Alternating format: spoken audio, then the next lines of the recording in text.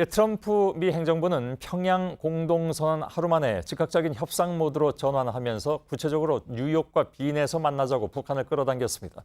현재까지 드러난 상황으로 보면 평양 공동선언의 효과로 북핵 협상의 교착 상태는 일단은 긍정적인 국면으로 들어선 것으로 보입니다. 워싱턴 연결하겠습니다. 정효식 특파원, 트럼프 미 대통령이 김 위원장과 곧 만날 것이다 이렇게 밝혔는데 언제쯤으로 봐야 될까요?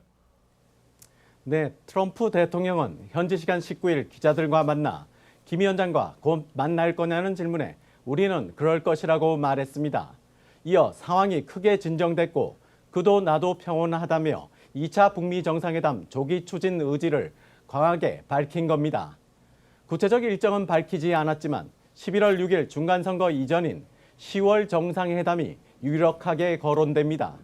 당장 폼페이오 장관이 다음 주 뉴욕에서 이용호 북한 외무상과 만나 정상회담 일정을 조율할 것이란 관측도 나옵니다. 예. 자, 폼페이오 장관이 관련해서 비핵화 완료 목표 시점을 2021년 1월로 못 박았습니다. 이건 3년이 안 되는 그런 기한인데 중간 선거를 앞둔 트럼프 미 대통령으로서는 실질적인 비핵화 성과가 절실하기 때문에 이런 얘기가 나오는 거겠죠?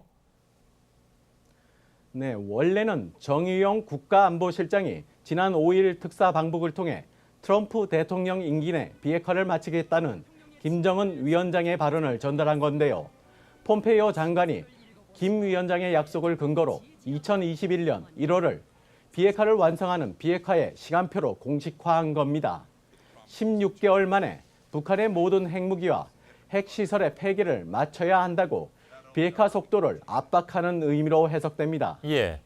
자, 폼페이오 장관이 밝힌 뉴욕과 빈 이 투트랙 북미 협상 제안이 눈길을 끄는데 이건 북미 간에 그동안에 이미 좀 상당한 수준으로 협의가 진척됐다고 봐도 되는 겁니까? 네, 형식은 기존 고위급 회담과 실무회담 체제와 비슷합니다. 뉴욕에선 자신이, 빈에선 비건 특별대표가 협상 주체가 되는 방식입니다. 다만 오스트리아 빈은 과거 북한 영변 사찰을 전담했던 국제원자력기구 IAEA의 본부가 위치해 있기 때문에 사찰단 복귀와 검증에 미국이 관심을 두고 있다고 볼 수 있습니다. 예. 구체적으로 핵 사찰의 대상과 범위, 나아가 단계별 비핵화에 대한 세부 협상이 이뤄질 가능성도 배제할 수 없습니다. 예, 한 가지만 더 물어보죠. 바로 그런 의미에서 김 위원장이 영변 핵시설 연구 폐기에 미국과 IAEA 사찰단 참관을 허용했다. 이런 발언을 폼페이오가 했는데 이걸 좀 잘 들여다봐야 될 것 같군요. 네, 트럼프 대통령이 평양 선언에는 없던 김 위원장이 핵 사찰을 허용했다고 트윗을 한 데 이어 폼페이오 장관이 영변 핵시설의 국제 사찰단 수용을 재차 언급했습니다. 김 위원장이 미국에 비공개로 전달한 카드가 미국에 상응하는 조치를 조건부로 영변 핵시설도 국제 사찰 아래 영구 폐기하겠다는 부분일 가능성이 있는 겁니다. 예. 트럼프 대통령도 이와 관련 김 위원장으로부터 사흘 전 엄청난 서한을 받았다. 우리는 북한과 관련해 엄청난 진전을 이뤘다고 말했습니다.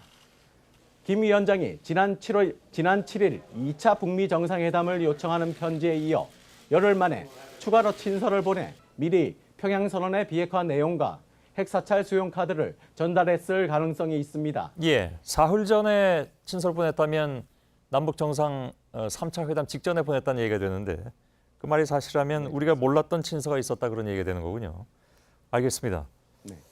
예, 정효식 특파원이었습니다.